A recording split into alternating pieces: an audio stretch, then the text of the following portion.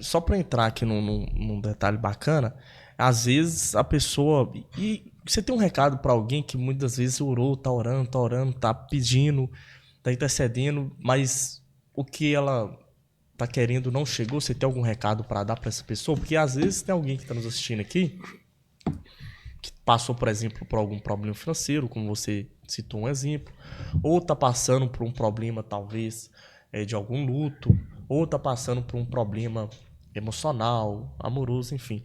Você tem algum recado para dar para essa pessoa? Ó, a certeza que nós temos é que Deus está fazendo o melhor para mim. Deus está fazendo o melhor para essa pessoa. A circunstância dessa pessoa, a circunstância dela é o melhor caminho para ela encontrar Deus. Então ela pode ter certeza, essa pessoa aí pode ter certeza que, embora a circunstância pareça desfavorável, é uma oportunidade para ela aprender, entende? É uma oportunidade para ela se aproximar, é uma oportunidade para ela poder crer e é principalmente algum meio para ela alcançar mais mais a Deus. É algum caminho, porque no Deus que nós cremos não existe coisa vã, não existe uma coisa que está solta, entende? Então veja bem, às vezes você vai olhar e não vai entender a circunstância, mas essa circunstância certamente é o melhor para você. Entende? Vou de novo dar um exemplo para minha filha, da minha filha. Como que eu convenço ela que é bom acordar de manhã cedo e ir para a escola? Como que eu convenço, nesse frio de junho, que ela tem que acordar cedo e ir para a escola? Ela tem que me dar um voto de confiança que o pai dela está fazendo o melhor para ela, mesmo que não pareça nesse momento. Mas eu, como pai dela, estou fazendo o melhor para ela. Essa pessoa tem que ter certeza disso. E Mesmo aí, se desconfiar, e né? mesmo se desconfiar. É aquele voto de confiança, de dizer, olha, meu pai sabe o que está fazendo aqui, entende? Meu pai sabe o que está fazendo, porque ele está fazendo o melhor para mim, ainda que eu prefira dormir mais uns minutos, ainda que Perfeito. esteja desagradável ele me pegar no colo e acordar desse jeito e me levar e me enfiar embaixo do chuveiro. Mas assim, todas essas circunstâncias, eu estou construindo algo para ela, entende? E é isso que a gente tem que ter em mente. Muito bom, muito bom. E tem até um subtítulo também, né? Entre a verdade e o caos. Qual é a urgência? Olha, por que entre a verdade e o caos? Porque a manifestação, as pessoas têm dificuldade de dizer, acha que a verdade é relativa e coisa, e não é, Michel, entende? A verdade, ela é uma, ela existe, entende? E a manifestação dela é a ordem. A manifestação da mentira, o contrário da verdade, é a desordem. E uma boa palavra para desordem é caos, entende? Então é entre a verdade e o caos. Ou a pessoa aceita a verdade, ou em algum momento terá o caos. Isso é uma verdade absoluta. Agora, qual que é a urgência disso? Olha, a urgência é o seguinte: se nós cremos que o mundo caminha para o fim, ainda que não saibamos se é agora, quando é, as pessoas gostam, né, de dizer que, olha, é o fim do Tá mundo e tal. chegando. A gente não sabe quando é, mas ainda que a gente não saiba, a gente sabe que hoje ele está mais perto do fim do que ontem. Então hoje essa mensagem se faz mais urgente, entende? Sim. E a pessoa que tem noção dessa urgência age de maneira diferente. Vou te dar um exemplo de um evento que aconteceu. Vou suprimir o nome da irmã porque eu não combinei com ela, né? Mas no Novo Tempo, às vezes, uma vez ainda lá na igreja, aconteceu um evento interessante. Um rapaz acidentou seriamente de moto, coisa de 10, 12 anos atrás. Acidentou seriamente de moto. Ao que tudo indicava, ele levava uma vida assim meio atrapalhada, né? Mas ele acidentou ou caiu quase ali muito próximo da igreja.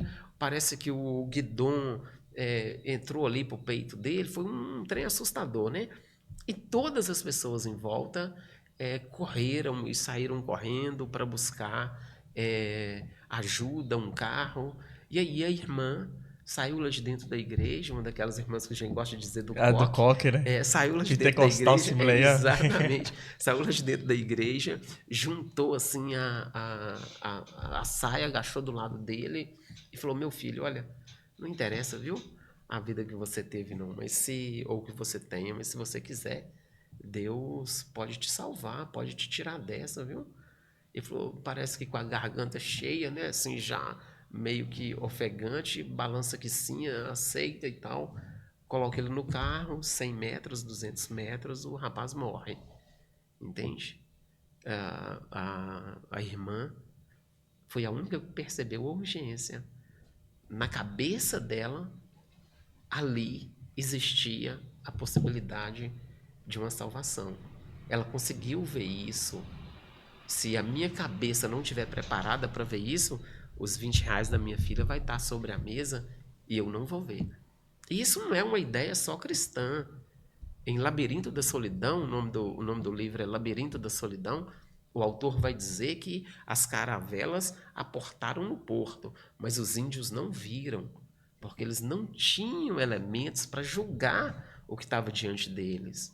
Então, a falta desses elementos fazia com que eles olhavam para aquilo e não sabem nomear, entende?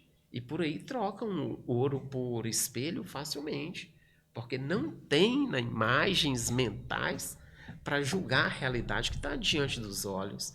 Então, a urgência disso, de resgatar a imaginação cristã, é que para diante, na hora da verdade, na hora fatal, alguém consiga apresentar a verdade para esse jovem. E aí, nesse caso, fez toda a diferença. Os últimos minutos, né? Os últimos minutos dele, ele fez como o bom ladrão ao lado da cruz. Entende? O último minuto. Então, assim, enquanto as outras pessoas estavam todas, e é relevante, E assim, é muito importante, mas alguém foi lá e disse a ele. e mesmo num caso tão assustador como esse, né? Às vezes você passando, pode ser um caso, vamos dizer assim, simbólico, né? Comum, você passando na rua ali, você não sabe o dia de amanhã, né? Tem essa questão. Exatamente. Então, assim, na sua não sei quantos anos você tem, 22. Michel, 22, mas eu tenho 45. Então, toda vez que eu falava com minha mãe assim, ô mãe, amanhã eu vou fazer tal coisa, ela falava assim, se Deus quiser, né, Giovana?